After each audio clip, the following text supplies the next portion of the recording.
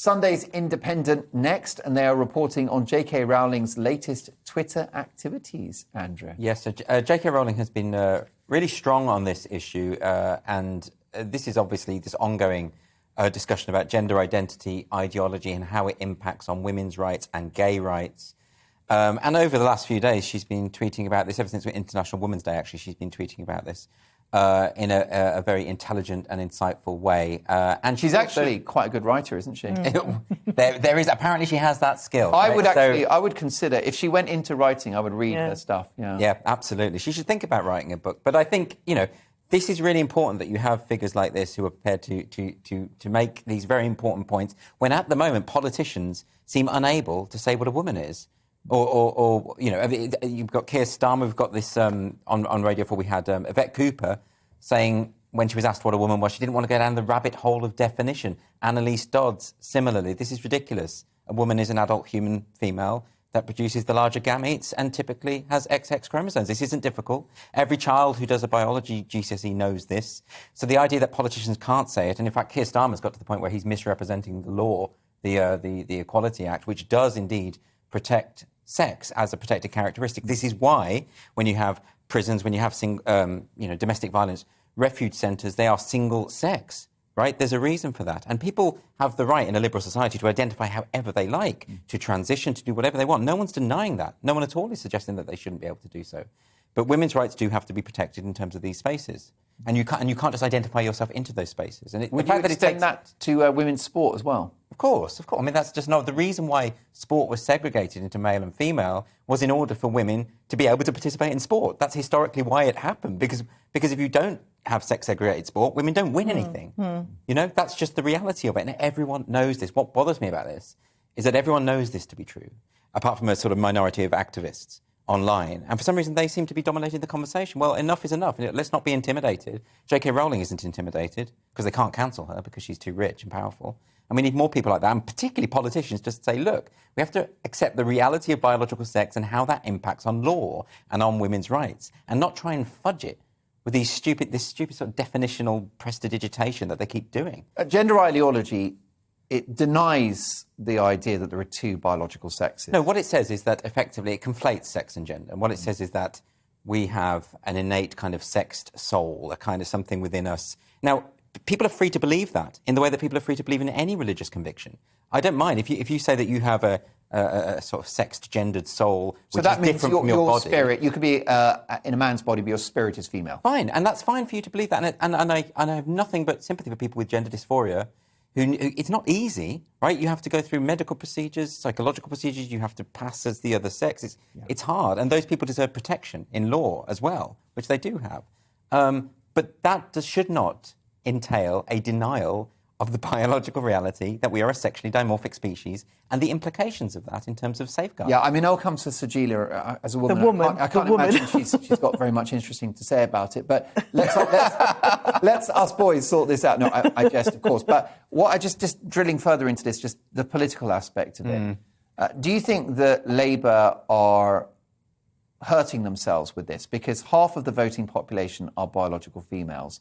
And I think more and more women are going to get increasingly angry about how they see their rights being curtailed in this way. Yeah. In this philosophy, this ideology that Labour seem to be signed up to. That's exactly right. Similarly with the SNP, similarly with the Greens, it is very damaging electorally, right? Because particularly women... So why are they doing it? Why are Labour doing that? Keir Starmer wants to be Prime Minister. Why is he pissing off half the population? Well... Sajeela, what do you as speaking for over half the population... Can you do that, by the way? Yeah. I think we can agree the better half. Yes. Well, the thing is, obviously, I don't know how this issue has been allowed to get so out of hand. I mean, it really is getting ridiculous. It's not just a passing thing. In terms of Labour, I'm going to sort of kind of sit on the fence and also slightly defend them. I think post all the anti-Semitic stuff, I think they're just scared of doing the wrong thing. And Stonewall was very kind of very draconian in that kind of trans women are women and that's it. We've all got to accept that. Even I was saying that, and I was like, but that isn't my reality. That's not, what about my rights? And that's really important. So I do think that they're probably just being pussyfooting, but they do need to make a stance on this. Otherwise, they are going to lose. And you can just see Twitter. You can see any woman that you speak to anywhere. We had the debate yesterday. And I wonder if it is a generational thing, because the lovely young man who was with us, Jason Reed. yeah, he had a very, very different, opinion. And even like calling cis woman, I really, really don't like being called cis woman. No one sent me the memo. No one's asked me my permission. And I don't want to be labelled that, and I don't want... What's the problem with cis woman? Does it feel like you're being downgraded, or what's the problem? No, it's just, I am just woman. I am woman, phenomenally woman. That's it. I don't need any other... No one... If you want to ask me, you can call me lady, you can call me, you can call me other things. Diva, but... You could be more than a woman. I am more than a woman, yeah. That's a lyric from the Bee Gees. But I don't know how it's got that's out very of much control. the work of the Bee Gees is the prism through which I see the world. I'm going to start I think singing again. the point about cis as a phrase is it means someone whose gender identity, who feels that their gender identity matches their birth sex, right? But that only makes sense if you believe in gender identity, and 99% of people don't. So to call someone a cis woman is incoherent. Right, they have to embrace the label themselves, and as Sajid was just saying, most women don't. So the phrase itself is redundant. And in the same way that making people announce their pronouns at the beginning of a meeting or an email is the same thing, that you're superimposing gender ideology onto others who haven't signed up to it. It's a test. That's a test to see whether you're on board with the ideology. This is religious stuff. That's what this is. And, I think, as a liberal, everyone should be are entitled to their beliefs. But it stops when they try to impose those beliefs on others, and that's precisely what's happening here. We would normally be doing about 3 or 4 stories at this point in the show, but it's a unique and important story.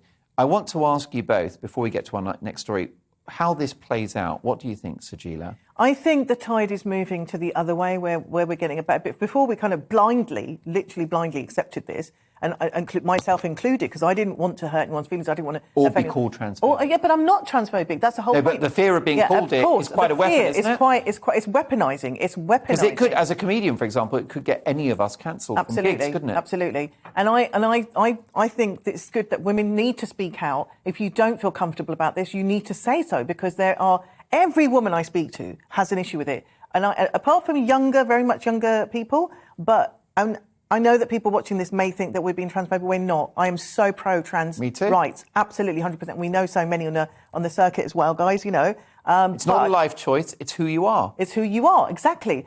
But that said, this is a very dangerous way to go. We're in danger of losing a lot of our civil liberties because of this one The issue. Labour Party seems to be in the grip of this ideology. Rosie Duffield, who's a Labour MP, wasn't able to attend the last Labour Party conference for fear of her personal safety after attacks and death threats, including from Labour members and former Labour members. So that institution seems to have been taken over to a degree, especially if we're to listen to the words of Keir Starmer, and our other institutions and corporations as well. So I think we're losing this fight, Andrew.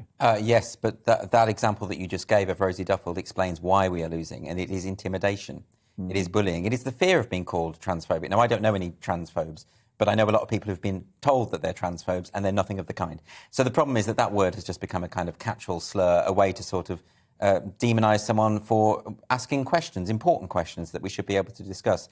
And the fact that the debate has reached this infantile level where people can't talk about stuff that we need to talk about. And let's not forget that an awful lot of trans people share the concerns that we've both been raising. OK, so this isn't like you say there's a monolithic view among the trans community about there absolutely isn't. No. And a lot of trans people are very much aware that this kind of stuff is making their lives worse. It's not helping them. Perhaps a bit like so-called anti-racism might be brewing more intolerance for people in a black and minority ethnic situation. So that's good. And how do you see this playing out then? Ultimately, there is the brick wall of reality, which you will always run into, right? So we can keep that denying pesky it. Brick wall. Yeah, you can keep denying it. You can keep saying there's a biological sex itself is a transphobic construct, but ultimately, when it comes to it, it isn't. and there is the reality that will win out. It has to. Yeah. Well, look, a fascinating conversation. It will, of course, continue.